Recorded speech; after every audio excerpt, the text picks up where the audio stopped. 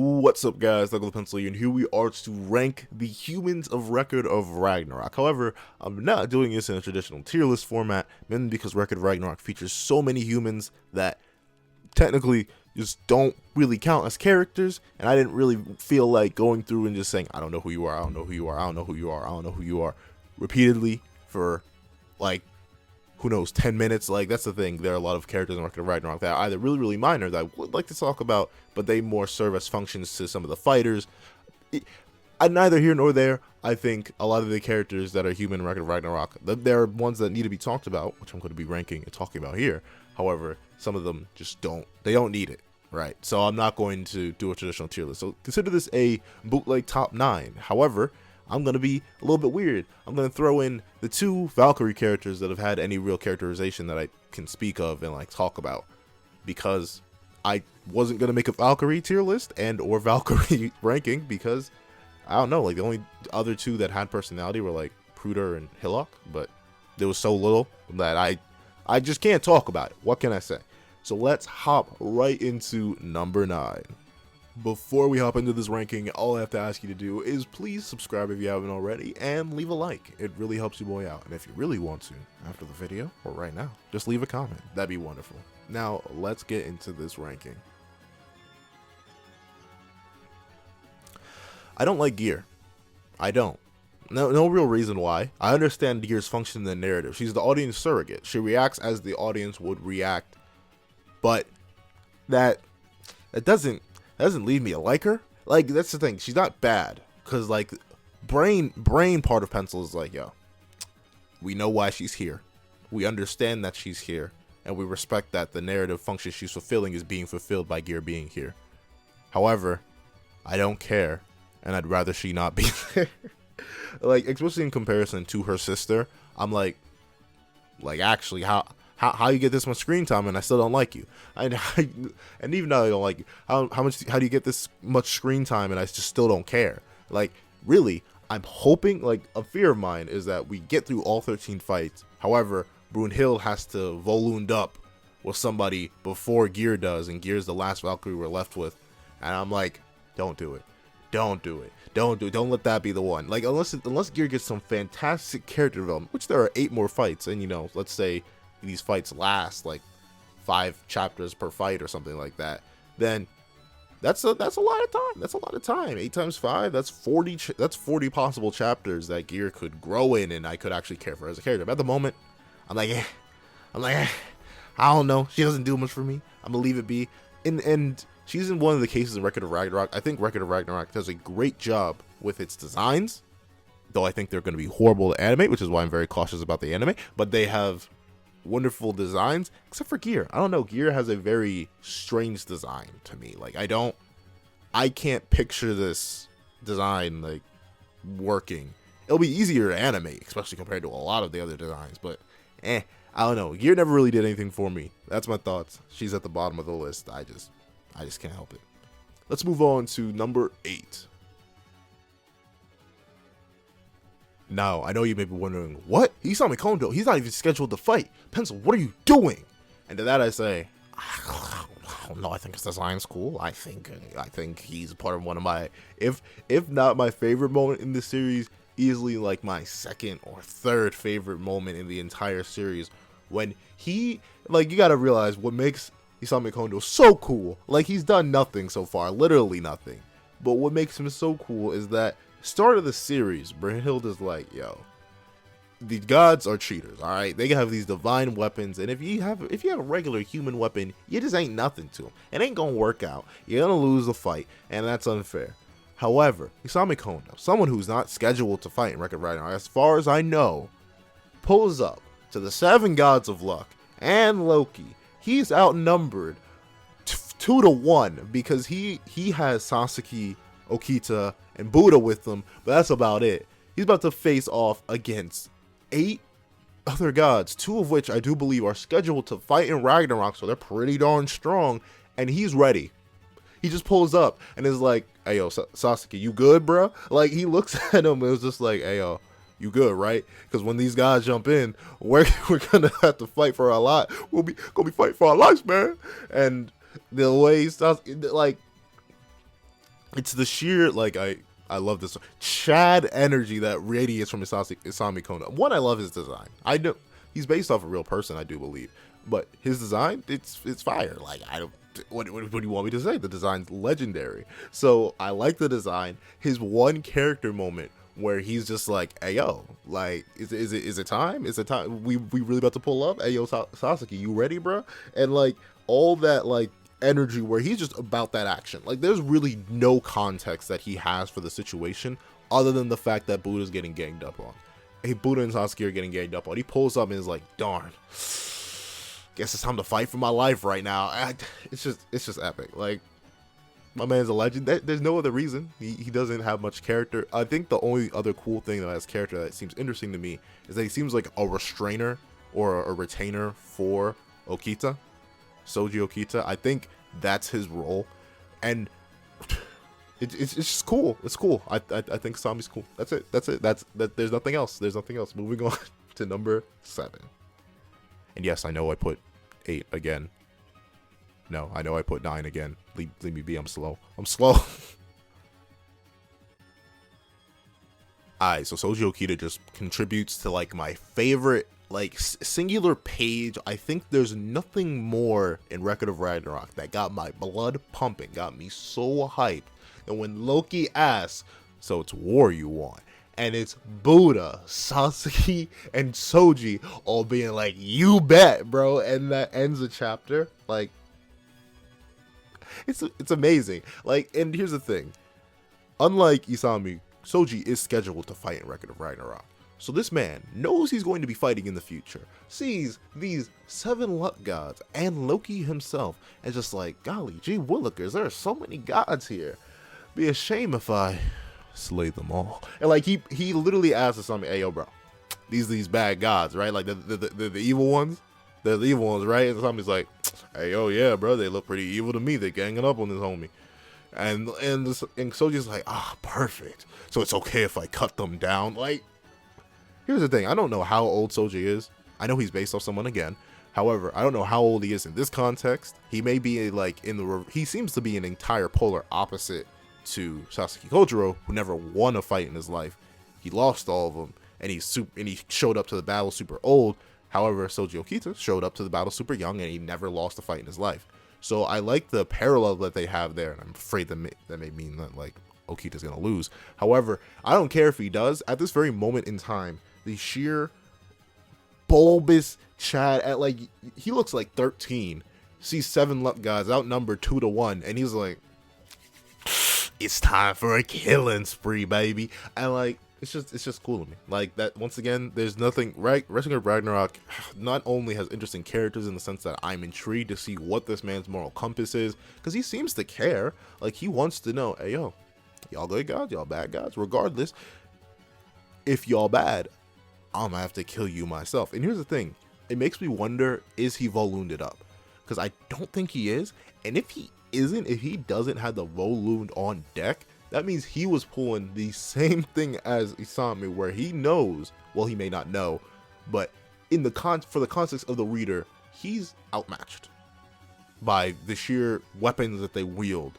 However, he doesn't care. And when offered the prospect of a violent war between 2 gods and humanity, he's like, "Of course." And it's just like, there's something that does it for me when characters have no fear, and Soji Okita is the definition of no fear ever. Like, fear is not in his dictionary, and he's about that life. I respect that so much. He's easily my number 7. He's just so cool. I can't wait till he actually gets a fight, because I know once he actually gets a fight, even if he loses, he's going to shoot up just because of this one moment. And let's move on to number 6. Alright, so I really like Lulu, but Lulu suffers the same problem that a character higher than him suffers, in the fact that he's dead. So as cool as his fight was, as cool as his concept was, and as much as I love the warrior that's just bored because they can't find a good fight, I think he acts as a perfect parallel to Thor. I think since we got so little of him in context, no, little of him out of the context of just fighting and his interest in that, he becomes a bit more boring. Like, we don't get to see much of his personality, or the fact that he's a bored guy who loves a good fight, and we see him die. It's not a bad thing. I think his design is amazing. I can't do it. Like, if I sat down and gave myself like an hour, which I'm trying not to do, like I want to draw for these videos as well. So but I want to limit myself to be like, okay, what can I do in about 25 minutes? So I just try and sketch. I just couldn't do it. I just couldn't do it. Lulu, the detail. Oh my, I don't know how they're gonna animate it. That's the thing. Lulu has so much detail on him. He's a fantastic character design. His character concept is interesting to me because hey, if y'all don't know this, I love me a good smoke demon, and that's Lulu in his entirety. So smoke demon, fantastic, all that great. It's just that he has so little outside his first fight, and the fact that he lost, I don't know, it doesn't sit well for Lulu in my mind, at least. Like, I could definitely see him ranking higher, especially about the person above him, since he actually fought. However, I don't know, Lulu just loses points with the fact that we got so little of him outside his pure smoke demon personality. So that's about it. So let's move on to number 5. I like Brunhild. Like, what? That's it. I think she has a great design. I think her personality is fantastically realistic, and she's the whole reason Record of Ragnarok is happening. And Record of Ragnarok is fire. Need I say more? Like, I don't know. And like, here's the thing. The way that she's so, like, she's acting so hard and stoic in front of everybody else, but when we get to those moments where, like, she pours one out for the boy Hercules, I'm like, oh, shoot. Where she freaks out later over the death of her sister. She's like, oh, what's happening? And, like, the way that she's leading the charge just to protect humanity. It's like, it's such a noble goal, but unlike a lot of characters with noble goals, like, the mangaka isn't afraid to portray Brunhild in a realistic way. She still gets angry, she still gets annoyed, she still feels things, and despite her noble pursuit, she still has those realistic elements to her, and that's what I like. I like characters, even if I can't relate to them, which really I can't relate to Brunhild. She's in such an extreme situation. I can still respect how realistic a character feels through their abilities to emote, through their abilities to act, through their abilities to do all that. So I think that's cool. And really, Brunhild, despite having not fought yet, or fought as a weapon yet, she's a smoke demon. Like, she really pulled up to the Council of the Gods as a what they called her, a half-breed, like half human, half god, and literally just said, "Hey yo, so y'all gonna chicken out, huh? Man, didn't know the gods are so soft." And she just said it, and like when the gods started to laugh, like, but the laughter turned to anger because they were called out. They were called out, and that enraged them. I'm like, shoot, she about that action, and like, it's just good. Like, the realistic character, the great design, how she instigated Record of Ragnarok, how she's able to manipulate and use, all that's really, really, really, really good. Why isn't she higher? She didn't fight. That's the thing. Like, in the context of Record of Ragnarok, I do think it's very, very important to see a fight, or like get alluded to a fight or something. And while she did start Record of Ragnarok, while she's done all this good stuff, while she has all this great character, all that's very interesting, not only do we not know her backstory, outside of the fact that she's a Valkyrie, her goal is to protect humanity and create the Anarch. I have no idea how to say it, the Divine Warriors. Despite all she's done, her character isn't as intriguing to me as those above her. So she's gonna stay locked in here at number 5. However, number 4 is a fun man to talk about. Raiden did it for his mama. He gets all the respect in the world. He did it for his mama. That's what can I say? He did it for his mama. I do it for my mama too. I go out and become the strongest Rikishi. Man, I sumo wrestle the entire world. But regardless, Raiden was really, really good. He's, as you can tell, out of the human fighters, he's my second to least favorite so far. Well, out of those who have actually fought, like Okita, obviously, he hasn't fought yet, so I can't really give him a judgment on that.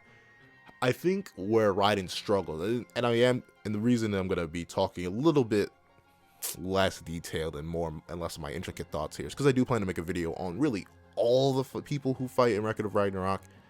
However, I'll go into a little bit here why I don't like Raiden, but note this before I go in. I think Raiden's a great character. I think his backstory is great. I think his powers that is interesting enough, and it leads to amazing imagery.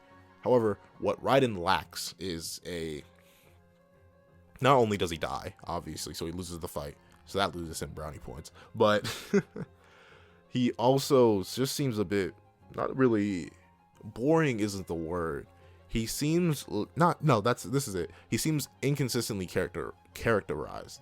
Like, at first, he's this really just looks down upon people, rude, blah, blah, blah, blah, blah, blah. Then he gets recontextualized as this, I do it for my mama, and I'm a really nice guy. And then he gets recontextualized as this arrogant person again, and then he gets recontextualized as a nice guy again. I think, while it's cool to have character depth, I think the mangaka flips it a bit too much with Raiden, so that it doesn't feel so much as these are two sides of the same character. It seems like you had two character halves that you didn't have enough time to show a journey between, so you sort of just fuse them together, and whenever one needed to pop up, it would pop up. And that's not bad. I understand you got to do that sometimes, especially in a series like Record of Ragnarok, especially for the function that that Raiden had to fulfill in losing to Shiva. I understand all that. You don't necessarily have enough time for extra characterization or anything of the sort. So I can't get mad at the mangaka for that. And I still think Raiden is very, very good. Obviously, he did it for his mama and his home village. And the way he cares for Pruder, despite knowing her for so little, is really, really cool. I think another reason why Raiden falls so low for me, at least, is that as intriguing as his powers were and what great visuals they led to, I don't think, out of all the people who have had unique abilities, I think his, like, I'm big, strong man, it's the most, not the most boring, because I think it's even, here's the thing, as cool as, like, the palm thrust was, when he just knocked off Shiva's arms, I feel like Sky Splitter was cooler than that. I feel like Jack's entire plan was cooler than that. I feel like Adam's Eyes of the Lord was cooler than that.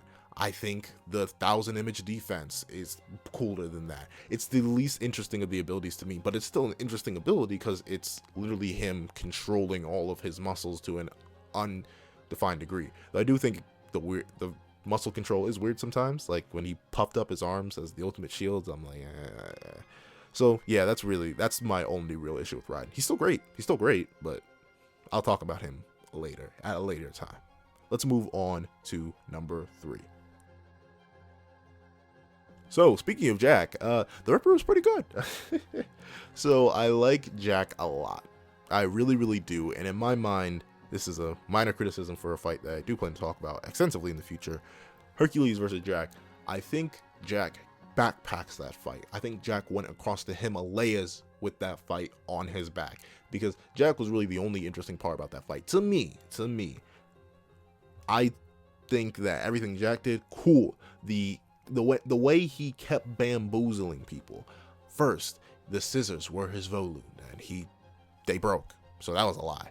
And then the pack was his Volund, then that was revealed to be a lie. And the hands were his Volund, and that was the truth. And then he ends it with the grand finale of his own blood to slay Hercules. Woo, woo, woo. Spicy. It was all great. And I think his backstory, when, once again, Record of Ragnarok is very, very good at taking these historical figures or mythological figures that you may know and recontextualizing them in a very interesting way. And I think seeing Jack's new narrative spun in this way and this quirk with the eye, all that is super interesting. And obviously he's Batman. And that entire Hercules versus Jack fight was Batman versus Superman, the movie, but done better in manga form. And that's all I'm going to say. But that's the thing. I think Jack does a amazingly good job in his fight of being interesting. I think his backstory is fantastic. I think his fighting style is fantastic. I think his Volund was super interesting. I think he had the most interesting arena out of all the fighters. But the only thing that holds Jack back is that he doesn't ideologically he doesn't hit as hard as the people above him, and he doesn't have an external moment that kicks him up higher for me. It's one of those two things. Either he doesn't have a moment that like stands out in my mind that gave me shivers when I first read it, or he just doesn't have a moment that makes me go, yep, Record of Ragnarok's fire. Like I mean, he does. He has a ton of moments that make me go, yeah, Record of Ragnarok is absolute heat. However, he holds it back. It's not even that he holds back anything, really. He doesn't hold back anything. It's just that he's lacking at the moment. If Jack comes back, of course it rhymed, bores, but if Jack comes back and goes on the attack to all these gods sit and whack, I don't know why I'm stopping. But if he comes back and has a moment like Isami and Soji had, then Jack may just sneak up higher, may claw his way higher. But at the moment, he's sitting at a solid number 3. Now let's move on to number 2. The father of man, golly gee willikers, fellas. He really, Adam is great. Adam is wonderful. And here's the thing. What you may realize a lot, if you've been around the channel for a while, you'll know I like characters who change. However, what Record of Ragnarok did was it didn't necessarily change the character, but it changed my understanding of the character, and I like it a lot. Because the thing with Adam is that I knew the original story, that he rebelled against his creator, all of that. And I thought, especially the way he was introduced, where he was riding up, he seemed so perfectly posed, he came down and he bit the apple, and just the way he's talking to Zeus, the supreme deity of deities, the godfather of the cosmos, and all this disrespect, and the way he seemingly heartlessly just goes and snaps Zeus's neck. It's all in the original context of, oh yeah, Adam doesn't like the gods because he rebelled against them, obviously. But the way he gets recontextualized as, no, he just didn't care. He just cares for his family, and he cares for his kids. And like, when I first read Record of Ragnarok, I'll admit, I wasn't ready. But when Adam said, what kind of man needs a reason to fight to protect his kids? I'm like, bro, is this a tear? Like actually, I was so like emotionally touched, and this isn't like, I don't know, but like that moment alone shook me to my core. I'm like, yo, that was like that alone is just like, yeah, Adam's fire, Adam's fire, yeah, that's it, Adam's fire. What can I say? I just put it down in the book. And obviously the eyes of the Lord is just like, it's the Sharingan on crack. Like it's the Mangekyo Sharingan if you juiced it up with cocaine, maybe gave it a little bit of Byakugan up in there, and then let it surpass time. Like all of that, it's just blows my mind. What remains of it, gone. My mind out of here. It's just wow. And yeah, like that's the thing. There's not much to say about Adam that I'm gonna say here, because I don't want to repeat myself in a later video where I talk about Adam. However, just know Adam has, in my mind, the most he has the second coolest ability. He has the best moments, period, point blank, for me. Like I get shivers talking about the moment where he said, what man wouldn't fight to protect his own children?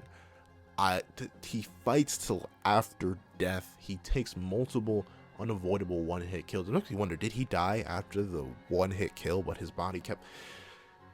It's all of it. It's so good. And I think the fact that he lost, but he inspired humanity, I think it would have been cool if Adam won. It would have felt so good, but I understand why he lost, and I think that's fine. And I think,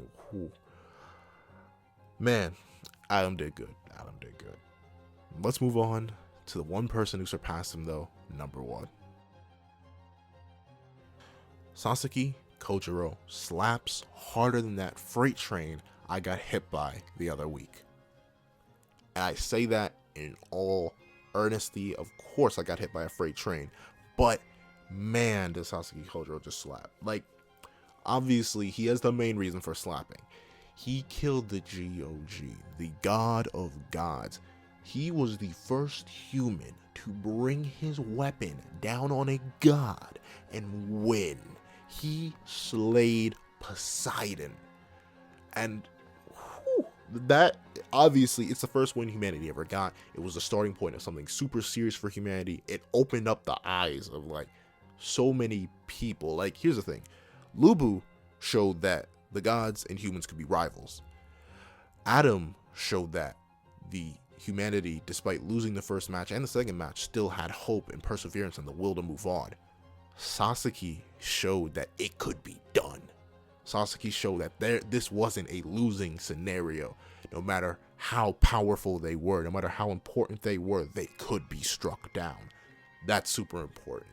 While it was predictable, I hear a big problem with that fight is that's predictable. I don't care, because what it does is just fire. I don't know how the manga didn't just burn the pages alive as they were doing him.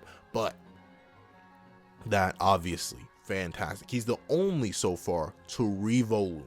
Like, Jack lied about his volumes. However, Poseidon breaks his weapon. Sasuke literally, like, psychoanalyzes his Poseidon and mocks him that he's not that intellectually deep, and then just keeps it a buck and just keeps it moving. And then the way he just pulls up and is like, well, I guess it's finally time for me to kill a god, and he does it. And here's the thing. Him winning, all that, great, fantastic. His conclusion, fantastic. However, he wasn't above Adam for me. I'll admit, he wasn't. Adam was my number one.